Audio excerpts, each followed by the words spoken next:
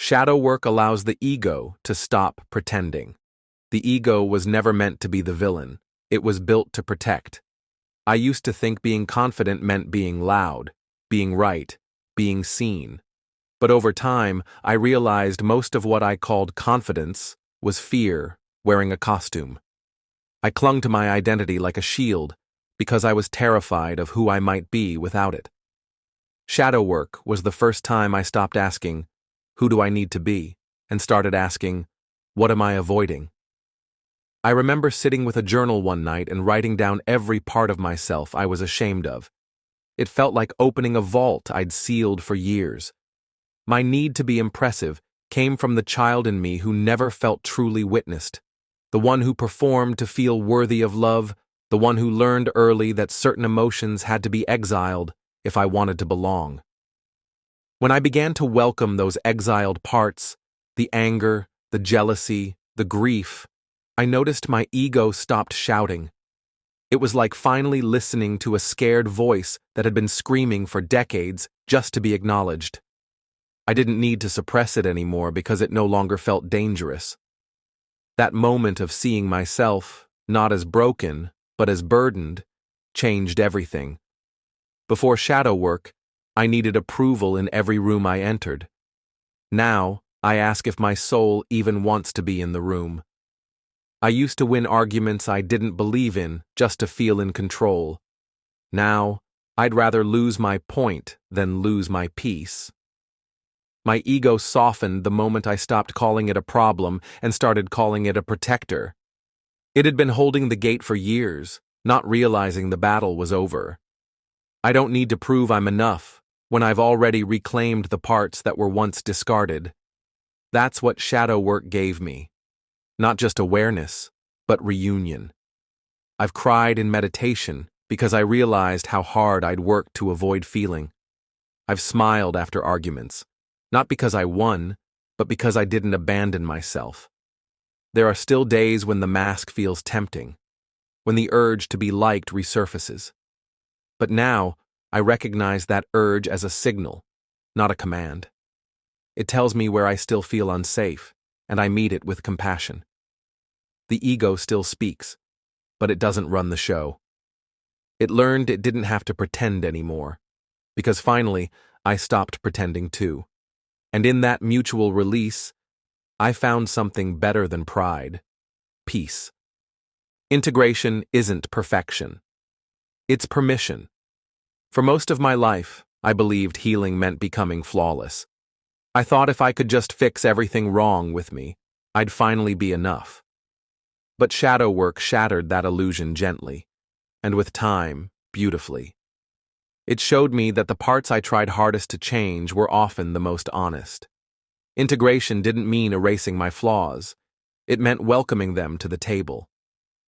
There was a point where I wouldn't cry in front of anyone, not even myself.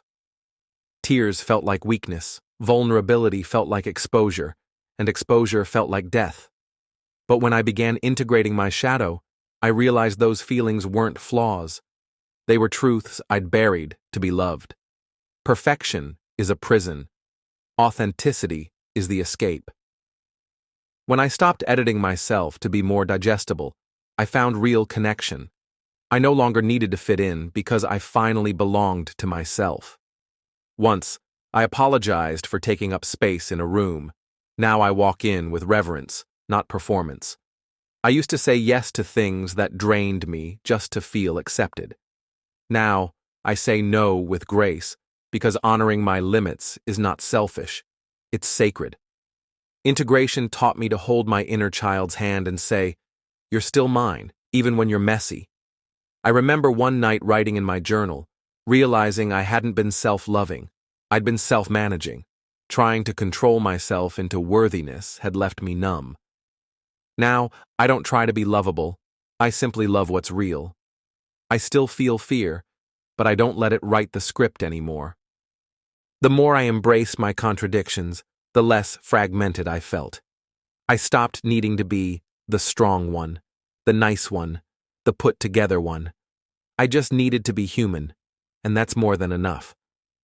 Some of the most powerful moments I've had in shadow work came from sitting silently with my shame and not running from it, letting it breathe, letting myself breathe with it.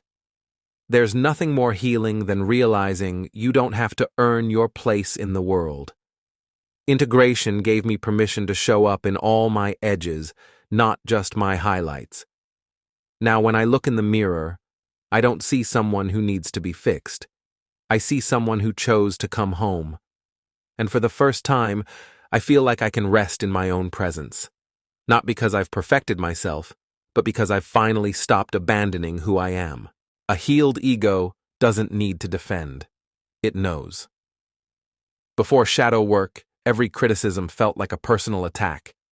I didn't hear feedback. I heard failure. Even silence felt like rejection if my ego couldn't interpret it as approval. I was so used to defending myself that I didn't realize I was never really listening. When someone disagreed with me, I'd either shut down or sharpen up. There was no space between their words and my wounds. Shadow work didn't just teach me how to respond. It gave me the space to feel what I was really afraid of. And what I found wasn't pride. It was a deep, raw fear of not being good enough. I remember once being told I came off too intense, and I laughed it off, but cried later. Not because they were wrong, but because I still believed being too much made me unworthy. Shadow work gave me the pause I never knew I needed, the breath between reaction and reflection. I began to ask, what am I protecting? Instead of, how do I prove them wrong? And the answer was often, my younger self. The one who tried so hard to be perfect because good was the only kind of love she trusted. The more I listened to that part of me, the less I needed to prove anything. I didn't have to defend my worth when I knew where it came from. There's a quiet power in not needing to win. Now, when someone misunderstands me, I don't rush to explain. I check in with myself first. Sometimes I clarify, sometimes I let it be. Either way, I no longer abandon myself in the name of being understood. I've had conversations lately where I said nothing at all and still felt at peace. That's how I know the ego is healing. It's not silenced, it's simply settled. I've learned to stay in my body during conflict instead of dissociating into defensiveness. That alone changed everything. People feel safer around me now, not because I'm always right, but because I'm more present. And ironically, the less I try to defend my ego, the more it feels respected. It doesn't crave dominance. It wants dignity. Shadow work taught me the difference. And in that difference, I found a deeper version of myself, one who listens more, speaks softer, and still stands strong. Not because she needs to be right, but because she finally knows who she is. We stop projecting and start reclaiming. Before shadow work, I didn't know I was projecting. I just thought I was surrounded by difficult people. I blamed them for being too much, too needy, too loud, too controlling, not realizing I was describing disowned parts of myself. It was easier to judge than to self-reflect. I once ended a friendship because they were too emotional, only to realize months later I was terrified of my own unprocessed grief. Every time I pointed a finger, I was avoiding a mirror. Shadow work introduced me to the uncomfortable truth. Much of what irritated me in others was hiding inside me, unloved. I remember reacting strongly to someone who always needed validation, until I caught myself posting for likes 5 times a week. That moment hit like a quiet thunder, subtle but undeniable. I wasn't angry at them. I was ashamed of the part of me that felt the same hunger. Projection protects the ego from seeing its own pain. But shadow work gently dismantles that wall by making the invisible visible. It taught me that being triggered isn't a sign of weakness. It's an invitation to look deeper. Now, when someone upsets me, I pause and ask, what is this showing me about me? It's humbling. It's also freeing. Because once I saw my projections for what they were, lost fragments of myself, I could finally begin to reclaim them. I didn't need to demonize others to feel safe in my own skin. I could feel envy without making someone else too much. I could feel hurt without calling someone toxic. That's what changed. I stopped outsourcing my pain.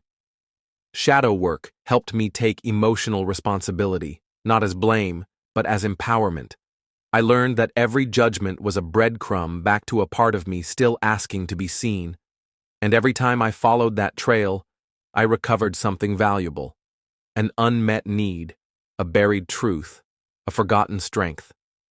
The ego quieted as I stopped needing to be above anyone.